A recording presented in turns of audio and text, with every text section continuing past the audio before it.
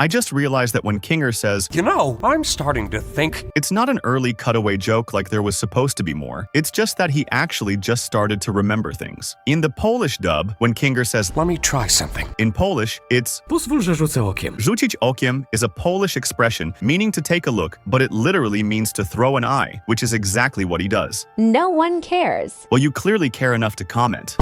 I like that Kinger starts to shine when he holds breath, because when him and Pomni were leaving hell, he really looked like an angel guiding and helping Pomni. I mean, TADC is filled with biblical references, so I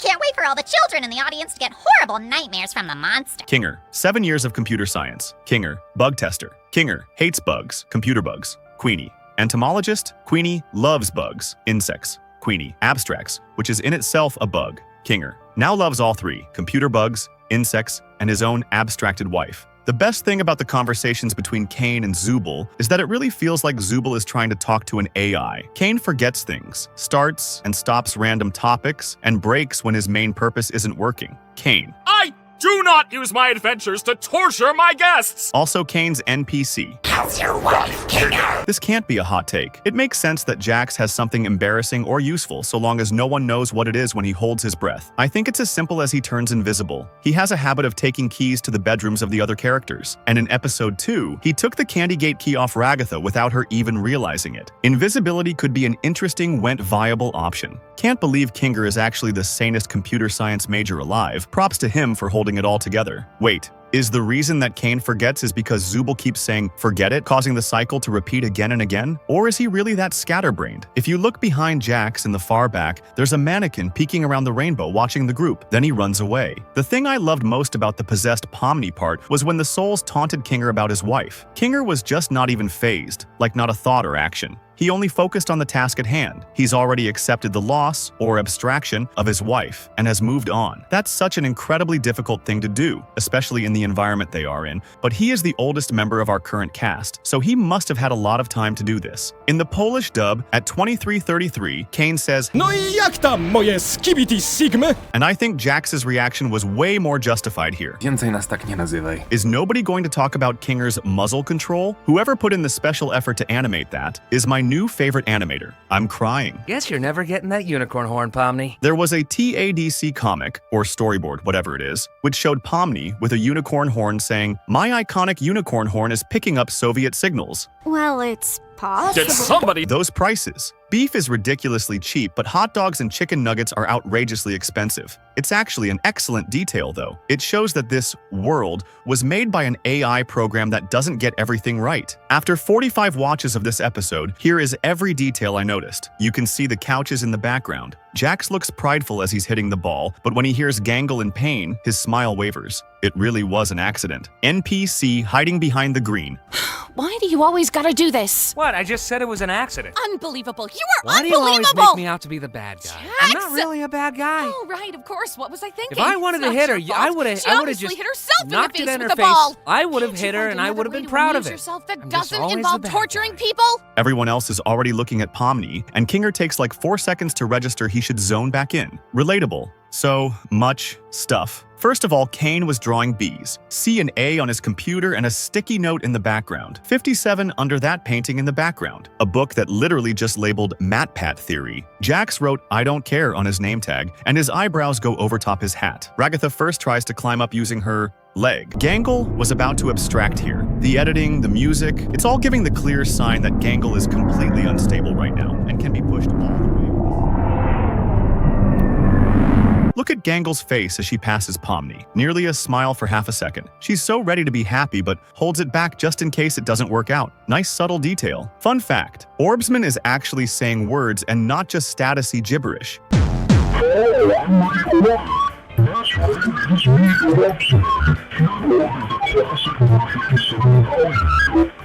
The moment Jax's mood and personality shifts quickly when he leaves the restaurant shows how much he doesn't want to show human emotion to anyone he knows, and it also shows how tired he actually was. As someone who used to work in fast food, the attention to detail here was S tier. Kane mentioning non-slip shoes, those weird rubber floor mats with the holes, the little drawers for the finished burger patties, even Gangle's line. You got time to lean, you got time to clean.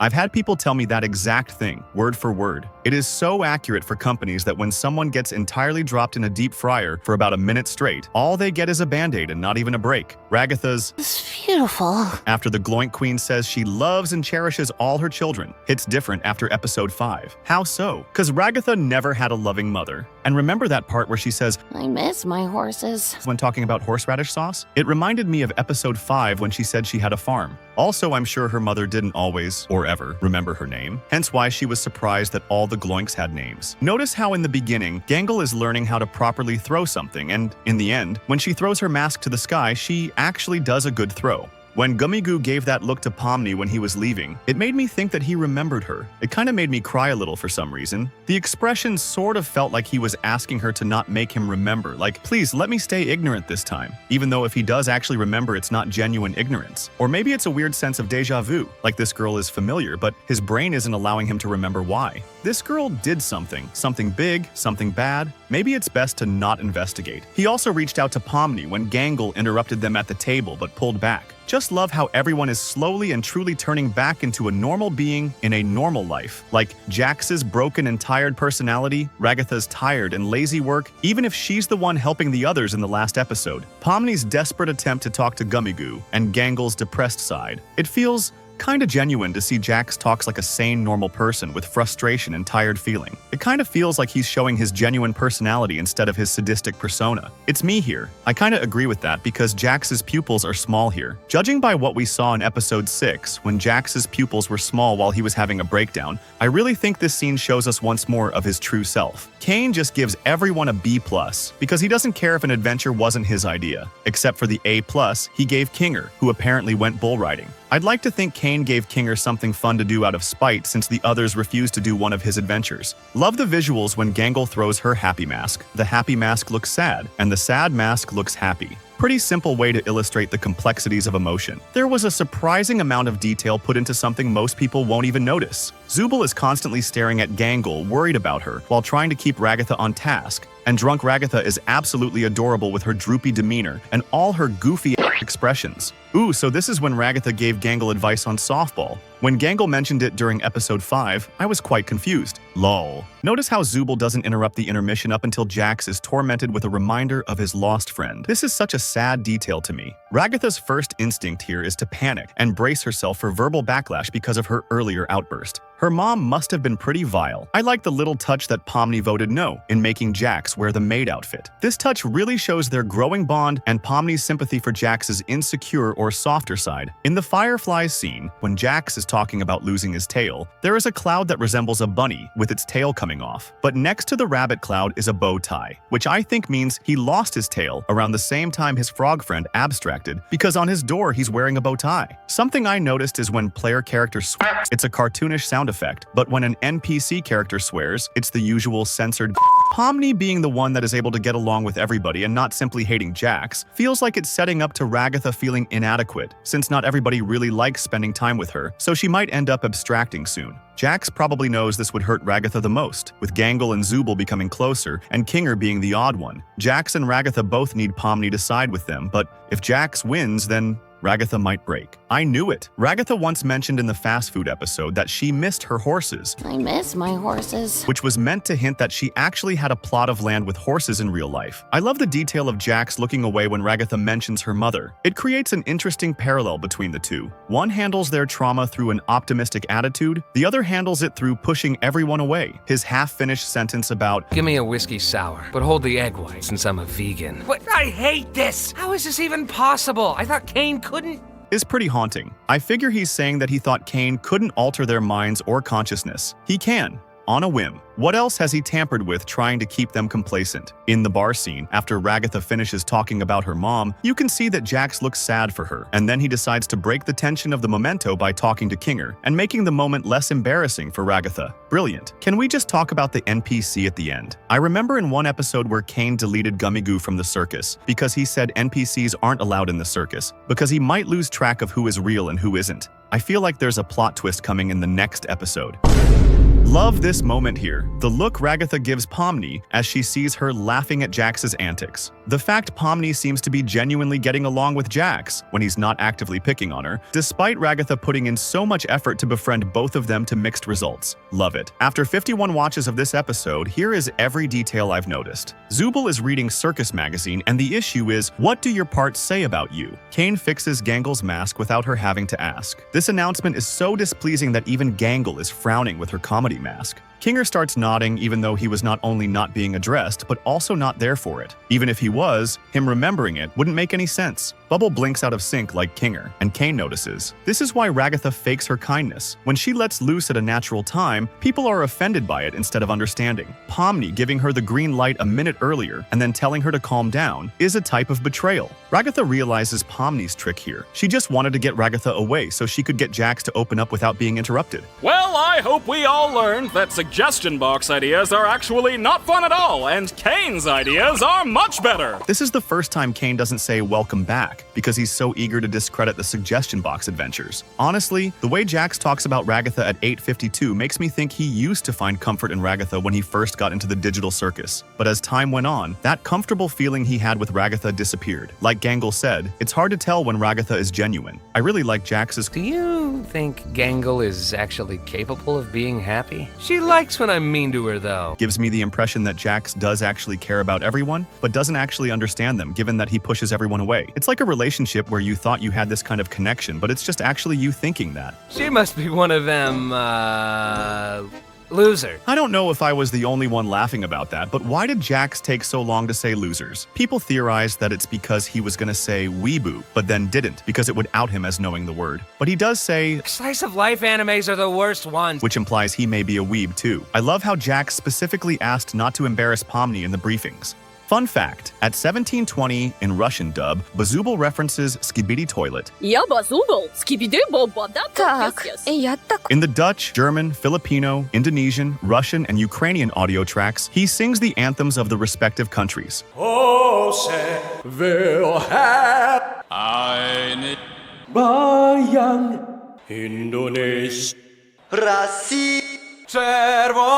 And the Portuguese one has him singing something else entirely.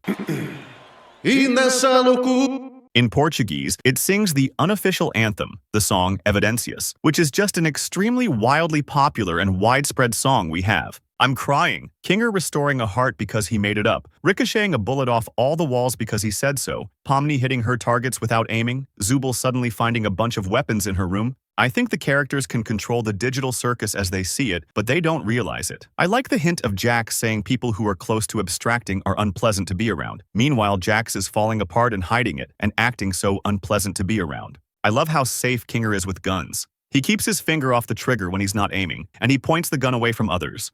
The slight smile Jax gives Pomni when she hugs him, before getting terrified because he knows he has to push everyone away to avoid the grief of eventually losing them. I am unwell. The part where Kinger restored a heart of Ragatha's and simply said, I made it up, got me thinking, what if they had the power of Kane? He just prevents them from knowing. The fact that Jax kept shooting Ragatha even when there were no more bullets just shows how angry he really is, but masks it with playfulness. Also, he got his tail back. Who else noticed the Cain and Abel engraving on Pomni's gun? I feel like not enough people are talking about this. I love how the artist used Jax's eyes to portray when he is speaking honestly versus when he is using a facade. Switching between the large dilated pupils when he's acting as the funny one, and then the tiny square pupils when he's showing people honest parts of himself. It's so genius. I love how Zubul finally got the stupid sauce at the end. A nice detail is that during his explanation of the situation with Pomni, he hesitates before saying cartoon jester, as if trying to find a way to say it without hurting her. Then the next, you're just a weird little cartoon jester. Although, during his breakdown, you can see him call her cartoon clown, as he is doing his best to push her away. Can you take anything seriously? Dude, you're a cartoon clown. So, yeah, he was really trying to be a good friend before realizing he got too close, at least in his perspective. To be honest, I'm really starting to notice Pomni's character growth. She is seeming to feel way more comfortable with everything and everyone. I like the detail on how when Pomni says she doesn't want to kill her friends, she hits the can, but it doesn't budge. Means the circus follows the intent behind what the character wants. That's why Kinger was able to use the butterfly, cause he wanted that to happen truly. Ooh, then that means Ragatha didn't actually want to shoot Jax at the start. Yes, exactly. Thanks for noticing that. I was thinking about how strange it was that the gun was fake. I'm the one who causes pain for fun! There's nothing more to me. So please, just stop looking. There's so many layers of meaning behind that, I can't even begin to interpret them all. Fun fact, right after Kane's crash out, you can hear a ding sound, implying that Zubal's request was granted.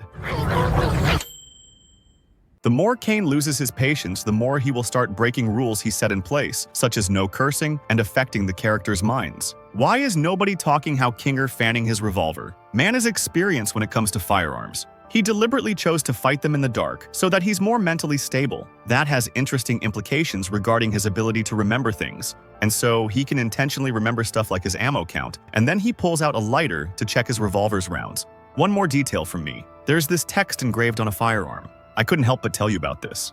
In the beginning, we see Zubal with a wing as their right arm. Now, when the team gathers to meet Kane, Zubal have an actual arm. With the 5.7 minutes Kane gave them, they probably went to their room and got an arm, or it's a continuity error. We need even numbers, cause today's adventure is a team adventure! Kane's all-seeing eyes are back. Before Kane's crash out, the team spread around the floor. After Kane's crash out, they look like lining up behind Zubal. What's going on? Bubble is getting tired of carrying the camera. Kane pulled Zubal by grabbing their neck. What an unusual way to do it. Team surviving is the winner. Happy?